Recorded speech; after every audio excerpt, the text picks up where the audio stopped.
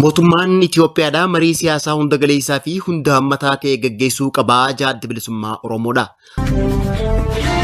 Hariiroon Itoophiyaa fi Eertiraa jidduu jiru akka fooyya'uu fi nagaan akka bu'uuf Saudi Arabiyaan dhoksaadhaan socho'aa jiraachuun ishee dhagahamee jira. Gammoojjii Gibee keessatti namoota gara Jimmaa deeman hidhattoonni eenyummaan isaanii hin mirkanaa'in namoota qaamsanii qarshii miiliyoonaan gaafachuutu dhagayame. Itoophiyaan lafa ishee Sudaan jalaa saamtee turte deebifachuun ishee dhagahamee jira. Uummanni Oromoodhaa hiree mataa ofii ifi murteeffachuu Eertiraan hin barbaaddu jaan qabsaa'onni Oromoo waggoota dheeraadhaaf Eertiraa turan.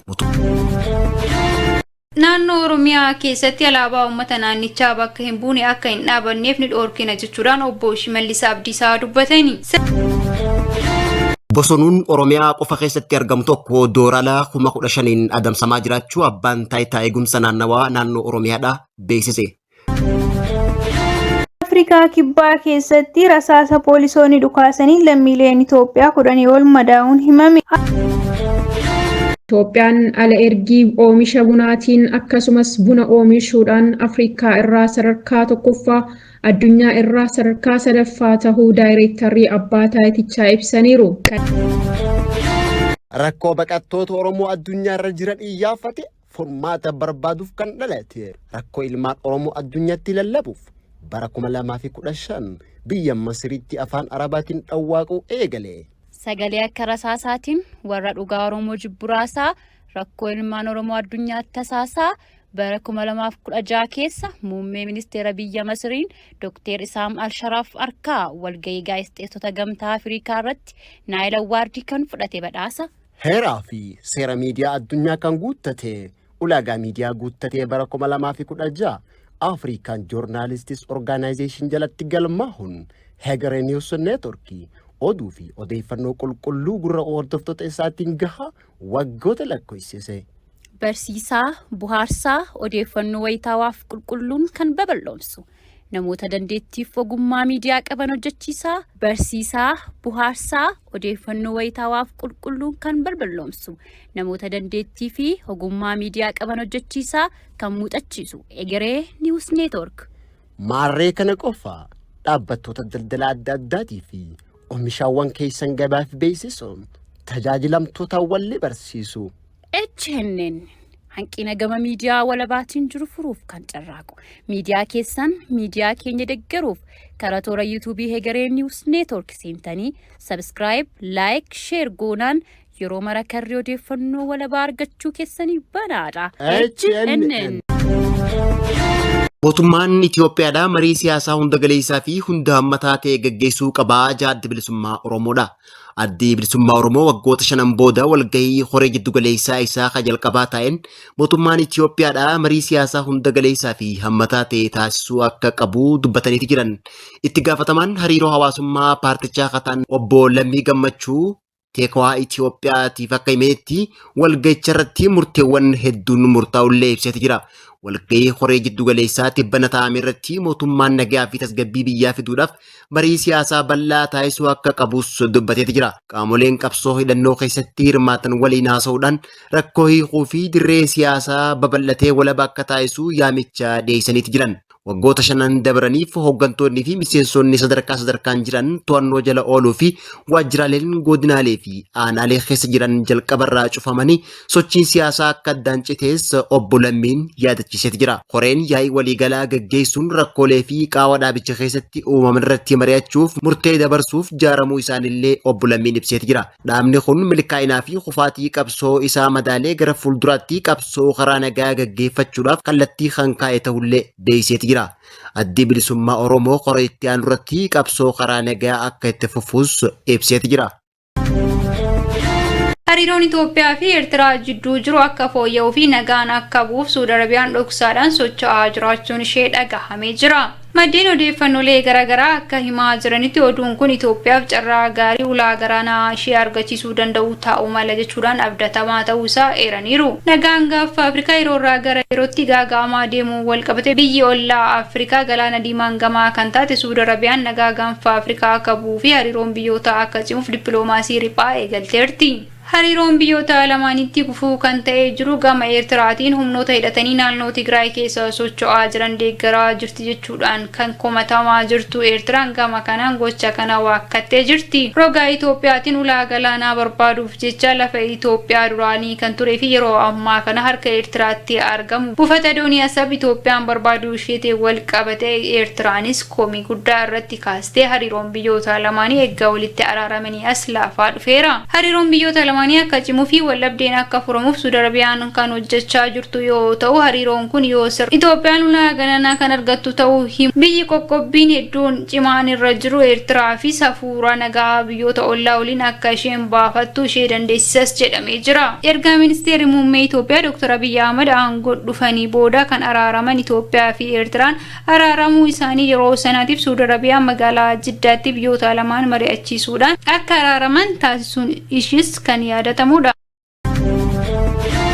Godina Jimmaa naannawa Gibeetti hidhattoonni namoota nagaa ugguruun qarshii gaafachuutu dhaga'ame. Guyyaa kaleessaa gammoojjii Gibee keessatti namoota gara Jimmaa deeman hidhattoonni eenyummaan isaanii hin mirkanaa'in namoota kanneen ukkaamsanii qarshii miiliyoonaan gaafachuutu dhaga'ame. Akka odeeffannoon argame ibsutti namoonni ugguraman kunneen namoota taaziyaa deemaa jiran yoo ta'u namoota kana keessaa namni obboleessi isaanii balaa konkolaataatiin lubbuun dabarran awwaalcha dhaqqabachuuf imalaa turan keessa jiraachuutu himame. Obboloota obboleessi isaanii balaa makiinaatiin jalaa du'e sadii hidhattoota kanneeniin qabamanii maatitti bilbilamee qarshii miiliyoona 2,200 gaafatamuu maddeen ibsaniiti jiran. Toonni namoota kanneen ugguran hidhattoota kam akka ta'e addaan baafamuu baatullee yeroo dhiyoo asitti ammoo naannawa gammoojjii Gibee keessa kasoso'aa turee fi saamicha irratti bobba'uun hidhattoota garee faannoo Amaaraa akka ta'an maddeen HNN himaniiti jiran. Hidhattoonni faannoo kunneen aanaalee akka Abshaagee Waalgaafaa keessa soso'aa akka turanii yoo ta'u konkolaattonni hedduun hidhattoota kanaan gubachaa turuu fi qabeenyi hedduunis hidhattootuma kanaan barbadaa'utu ibsame. Itoophiyaan lafa ishee Suudaan jalaa saamtee turte deebifachuun ishee dhagahamee jira. Waraana Suudaanii fi Suudaan kibbaa gidduutti geggeeffamaa jiru akka carraatti fayyadamuun Itoophiyaan lafa ishee Suudaan jalaa saamtee turte deebifatte. Lafa duraan Itoophiyaa jala ture Alfaashqaa jedhamuun beekamu oomisha qonnaa olaanaa irratti oomishaa kan turte Itoophiyaan erga Suudaan harka galees qotamaa waan hin turreef lafti kun yeroo ammaa kana galma bosonaatitti geeddaramee jira. Suudaan Tiribuun akka gabaasetti qonnaan bultoonni Itoophiyaa irraa buqqaanii kan turan lafti Alfaashqaa erga waldhabdee Suudaan lamaan gidduutti eegalees qabsoo dhoksaadhaan mootummaan Itoophiyaa taasisee fi hawaasni daangaa irraa taasisee lafti kun Suudaan harkaa bahuudhaan Itoophiyaa harka seenuusaa himee jira. Aangawoonni Suudaan gama isaaniitiin gochaa kana kan raawwate qonnaan bultoota Itoophiyaa qofa osoo hin taane poolisiin federaalaa Itoophiyaas harka dhoksaatiin keessa jiraachuusaa himaa jiru. Yeroo Itoophiyaan waraana kaabaa biyyattiitti geggeessaa turte humnoonni waraanaa Suudaan daangaa Itoophiyaa ce'uudhaan hanga Matakkalitti dhufanii qabatanii kan turan yoo ta'u Itoophiyaan yeroo irraa gara yerootti waraana kaabaa erga dhaabdee booda daangaa ishee gama Suudaaniin jalaa saamame kabachiisuuf sochii irra jirti. Lafti Alfaashqaa oomisha qamadii guddaa Itoophiyaa galchuudhaan kan beekamaa ture yoo ta'u yeroo ammaa kana Suudaan harkaa bahuudhaan gama Itoophiyaatti deebi'ee jira. Itoophiyaan waldhabdee Suudaan lamaan gidduutti uumame akka carraatitti fayyadamuudhaan lafa ishee Alfaashqaa deebifattee jirti jechuudhaan miidiyaaleen biyyoota Arabaa hedduunis gabaasaa jiru. Uummanni Oromoodhaa hiree mataa ofii ifee murteeffachuudhaaf Eertiraan hin barbaaddu jaan qabsaa'onni Oromoo waggoota dheeraadhaaf Eertiraa turan. Mootummaan Dargii kuffisuu keessatti hidhattoonni adda dureen ka'an adda bilisa baasaa Eertiraa adda bilisummaa Oromootii fi adda bilisa baasaa uummata Tigraay faajaan qabsaa'onni Oromoo BBCdhaaf yaada kennan. Mootummaan Dargii erga kufeen booda Eertiraan walaba yoo baatu TPLF fi olaantummaa Itoophiyaa bulchuu argattee kajaan qondaala waraana Itoophiyaa duraanii boodarraa immoo adda bilisummaa Oromootti makame Koloneel Gammachuu Ayyaanaadha. Abaa'oon waa lamaan dhiibamee qabsoo hidhannootti deebi'uu ibse. Haasaa pirezidaantiin Eertiraa dhiyeenya Isaayyaas Afwerqii waa'ee Oromummaa ilaalchisee dubbate. Oromummaan hundirraa waan hubateen fakkaatu jechuudhaan Koloneel Gammachuun ibseeti jira. Walitti dhufeenyi qabsoo Oromootii fi Eertiraa walakkaa jaarraa lakkoofsisullee Eertiraan osoo Itoophiyaarraa adda hin bahin hidhattoonni Shaabiyaa loltoota Abaa'oo leenjisuu kaasee akkaataa itti mootummaa Dargii kuffisan irratti hariiroo garaagaraa qabaachuus ibsaniiti jiran. Haa ta'uutii malee yeroon isaanii tun takka jabaataa takka immoo laafaa yeroo kaan ammoo lalattuu isaan galchaa ture jaan.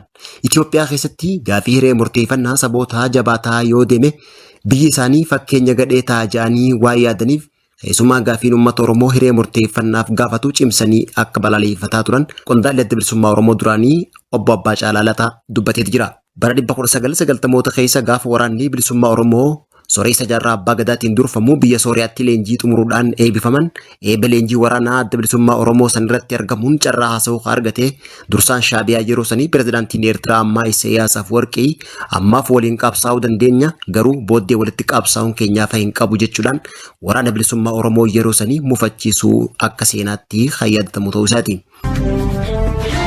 Naannoo Oromiyaa keessatti alaabaa uummata naannichaa bakka hin buune akka hin dhaabanneef ni dhoorkina jechuudhaan obbo Shimallis Abdiisaa dubbatani. Sirna gita bittaa kaabaan kan babal'ate alaabaan Minilik mana amantaa Kiristaanaa Ortodoksii giddu gala godhachuun erga alaabaan Itoophiyaa jijjiiramee boodas naannolee garaagaraa keessatti ayyaana amantii sababeeffachuun yoo fannifamu ni mul'ata. Kana ittisuuf fedhii hawaasaa bal'aa giddu galeeffachuun naannoo Oromiyaa keessatti alaabaa lumuutii yookaan isa alaabaa Itoophiyaa fakkaatee asxaa walqixxummaa sabaa fi sab-lammoota hin qabne kan sirna gonfoo fi hacuuccaa uummata irraan gahaa ture ibsuun dhoorkina dhoorkaas jirra jechuudhaan pirezidaantiin naannoo Oromiyaa obbo Shimallis Abdiisaan dubbatanii jiran jechuudhaan Xaanaa TV'n gabaasee jira. Waggoota muraasaan dura paatiraalikii kan filate naannoon Oromiyaa mana amantaa Kiristaanaa Tawaahidoo Ortodoksii keessatti lallabbii afaan Oromoon iddoolee hedduutti eegalamee jiru. Kanaan dura amantii giddu galeeffachuun saba eenyummaa isaa fi afaan isaa akka hin barreef dhoorkuun gamatti alaabaa diinaa naannichaa keessatti fannisuu fi masqala waliin taasisuudhaan morma ilmaan Oromoo irratti gochaa turus yaadachiisanii jiru jedhani. Erga naannoon Oromiyaa abbaa amantaa koobatti filate as gochi kun xiqqaachaa dhufuun isaa dhagahamee jira. Yaada akkana milkeessuuf hawaasa bal'aa poolisii naannoo Oromiyaa fi hordoftoonni amantichaa qindoominaan hojjechuu qaban kan jedhamu yoo ta'u naannoo Oromiyaa keessatti alaabaa uummata naannichaa bakka hin buune akka hin dhaabamneef ni dhoorkina jechuudhaan pirezidaantiin naannichaa obbo Shimallis Abdiisaa dubbatanii jiru. Bosonuun Oromiyaa qofa keessatti argamu tokko doorala 15,000 adamsamaa jiraachuu abbaan taayitaa eegumsa naannoo Oromiyaadha beeksise. Bosonuun kutaalee Oromiyaa Harargee Arsii fi Baddaa Baalee qofa keessatti argamu yeroo ammaan tana bosonuun tokko doorala 15,000 adamsamaa jiraachuu Daarektarri itti aanaan abbaa taayitaa naannoo Oromiyaa qataan obbo Boonaa Yaaddeessaadha himeeti. Sirnoota dabran keessa eegumsa naannoo fi qabeenya uumamaatiin uummata kan hin hirmaachifne jechuudhaan kan hime obbo Boonaan hawaasni gurmaa'ee bosona tiisuu fi qabeenya bosona keessa jiru eeguuf abbummaan uummatatti akka dhaga'ame taasifameeti jira. Bosonuun baddaa Oromiyaa qofa keessatti argamu kunis adamoo seera qabeessaan biyya alaatiif dhiyeessuudhaan fayyadamummaa diinagdee hawaasichaa guddisuun danda'ameeti jira. Bosonuun baddaa kun bakkeewwan gaarreen Arsii fi Baalee akkasumallee Harargee dhiyaa keessatti bal'inaan akka argamus abbaan taayitichaa himeeti jira. Bosonuun kun godina Arsii naannawaa Adaabbaa fi Dodolaatti intarpiraayizoonni gurmaanii lammiilee alaatiif akka dhiyeessan taasifamee jiraachuus ibseeti jira. Lammiileen biyya alaa kunilleen adamoo kana taasisuuf hayyamni kan kennameef yoo ta'u dhaabbilee biyya keessaa wajjin ta'uudhaan bosonuun kormaa dulloomee filachuun akka adamsaman taasifameeti jira. Kana jechuun ammoo bosonuun baddaa kamuu adamsamuun dhoorkaa akka ta'es abbaan taayitichaa kun ibseeti jira. Galiin adamoo tanarraa argamu keessaa 70 intarpiraayizotaaf kan ooluu fi 30 ammoo mootummaadhaaf akka oolus abbaan taayitaa eegumsa naannoo Oromiyaa kun ibseeti jira. Afrikaa kibbaa keessatti rasaasa poolisoonni dhukaasanii lammiileen Itoophiyaa 10 ol madaa'uun himame. Afrikaa kibbaa magaalaa Kwaanzulaa keessatti hospitaala duratti rasaasa dhuka'een garee mormitoota godaantota Afrikaa kibbaa keessatti argamu maarch jeequmsa lammiilee biyyoota alaa hospitaala seenanii hin yaalaman jedhu walitti bu'iinsa uume namoonni hedduun madaa'anii kan turan yoo ta'u kana keessa lammiileen Itoophiyaa 10 ol miidhaan irra qaqqabu himame jira. Miidhaan kunis walitti bu'iinsa kana tasgabbeessuuf poolisoonni gidduu seenanii dhukaasa isaan bananii lammiileen biyyoota hedduu kan madaa'an yoo ta'u gareen maarch jedhamu kun lammiileen biyyoota alaa tajaajila fayyaa fi tajaajiloota biroo akka dhalattoota Afrikaa kibbaatitti akka hin arganneef socho'aa jiraachuun isaanii himamee jira. Magaalaa Darban kutaa Kwaanzulaatti abbaan adeemsa qorannoo yakkaa fi hiikaa afaanii obbo Konsoo Gabra Mikaa'el akka himanitti Afrikaa kibbaa keessatti yeroolee garaagaraa lammiileen biyyoota biraarraa dhufanii dhiibbaan irra gahaa jiraachuu himuun keessumaayyuu lammiileen Itoophiyaa yeroo hojjetanii of jijjiiruuf deemanitti qabeenya isaan hojii ittiin sosochoosatan jalaa saamamuun yeroolee garaagaraa rakkachaa turuu isaanii yaadachiisanii jiru. Waldhabdee naannawaa hospitaala uumame kanaan lammiileen biyyoota biroo akka hospitaala seenanii hin yaalamne jechuudhaan gareen maarch Afrikaa kibbaa keessa socho'u godaantota mormu kun dhorku dhabuu isaatii wal qabatee namoonni dhukkubsatanii hospitaala seenuuf turanii fi dubartoonni da'umsaaf gara hospitaalaatti deemaa turan hedduun isaanii rakkachaa turuu kan himan obbo Konsoo Gabra Mikaa'elii akka dubbatanitti gochi akkanaa kun lammiilee biyyoota biroo gara Afrikaa kibbaa deeman hedduu dararaa jiraachuusaa Abbaay TV'tti himanii jiru. Itti dabaluunis yeroo filannoo Afrikaa kibbaa geggeessitu dhiyaachuu wal qabatee godaantotni dhimma siyaasaaf akkuma kanaan duraatti itti fayyadamuuf sochiin eegalamuu himuun haalli kun godaantota hedduu qoraa jiraachuus kaasaniiru. Itoophiyaan alergii bunaan Afriikaarraa sadarkaa tokkoffaa qabachuu abbaan taayitaa bunaa fi shaayii Itoophiyaa beeksise. Itoophiyaan bara baajataa 2017tti alergii bunaa qofarraa galii doolaara biiliyoona 2.65 argachuu daayireektarri olaanaa abbaa taayitaa bunaa fi shaayii Itoophiyaa Dr. Addunyaa Dabalaa beeksisan.